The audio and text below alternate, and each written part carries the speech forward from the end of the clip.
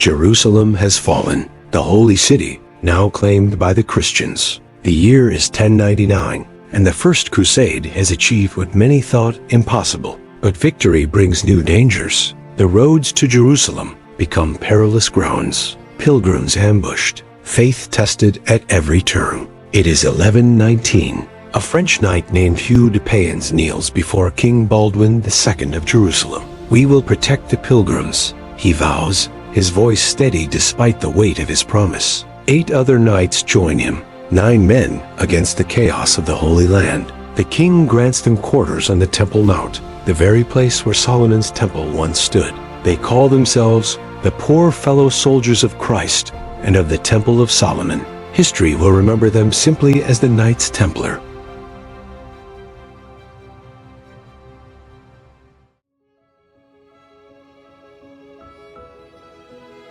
Bernard of Clairvaux's quill scratches across parchment, a monk with fire in his eyes. Not knights of the world, but knights of God. His words at the Council of Troyes in 1129 forged something new. Warrior monks. The Templars donned their white mantles, emblazoned with blood-red crosses, the color of purity, marked with the symbol of sacrifice. Their battle flag, the bozint, black and white, flutters above the desert. Black for the sins they've left behind, white for the purity ahead. Pope Innocent II's decree in 1139 sets them apart. "You shall answer to no man but the Pope himself." Money and land pour in from the faithful. Fortress after fortress rises in the Holy Land.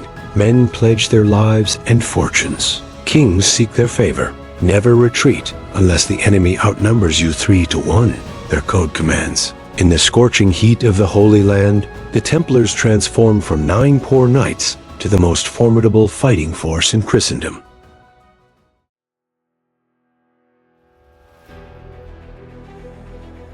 Montisard, 1177. According to chronicles, a small contingent of Templars joined King Baldwin IV against Saladin's vastly larger force. The desert heat sears lungs. Chain mail becomes an oven in the scorching sun. Grand Master Odo of St. Amand raises his sword. "Today we die or triumph." They charge into the mass of Saracen warriors. Steel meets steel. The clash of battle echoes across the sands. Against the odds, the Christian forces claim victory over Saladin's army. Some call it a miracle, others brilliant tactics. But war is only half their power. In Europe, innovation grows in their shadow. A merchant in Paris deposits gold. A letter is written. In Jerusalem, he withdraws the same amount. The Templars develop early banking systems, while kings still count coins in wooden chests. Their treasure houses grow. French King Louis VII, English King John, all become their debtors. The cross of the temple now stands for both divine salvation and earthly wealth.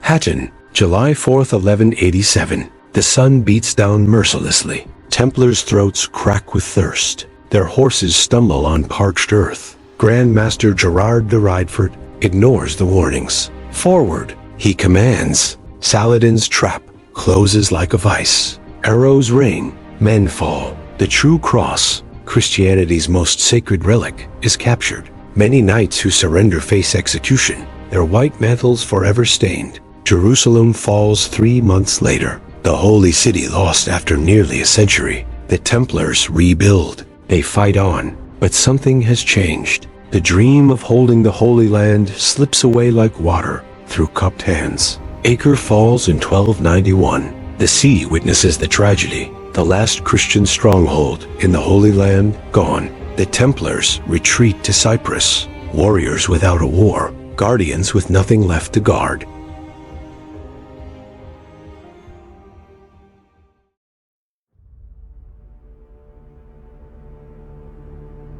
Friday, October 13th, 1307. Dawn breaks cold over France. King Philip IV's sealed orders are opened simultaneously across his realm. Arrest all Templars. The knights are dragged from their beds. Confusion turns to terror as charges are read. Blasphemy and unspeakable acts against the faith. In dark chambers, The interrogations begin. Pain becomes the instrument of truth. Screams echo through stone walls. "Confess," the inquisitors demand. Many do, saying anything to end their suffering. Grand Master Jacques de Molay confesses under duress, then recants when brought before the public. The only guilt of the Templars is that their wealth incited greed, he declares. Pope Clement V, a puppet of Philip, dissolves the order in 1312. No trial, no defense. 2 centuries of service erased by papal decree. On March 18, 1314, Jacques de Molay stands on a scaffold in Paris. Flames rise around him. His final words, as recorded by witnesses: "God knows who is wrong and has sinned. Soon a calamity will occur to those who have condemned us to death." Within a year, both Pope Clement V and King Philip IV are dead.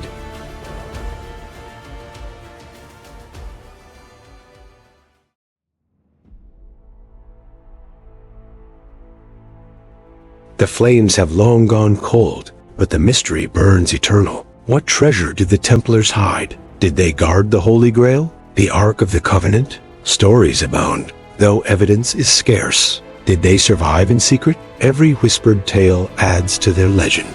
In Portugal, they reorganized as the Order of Christ and continued their traditions. Their financial innovations laid groundwork for modern banking. Their military tactics influenced warfare for generations. But perhaps their greatest legacy is the question that haunts us still.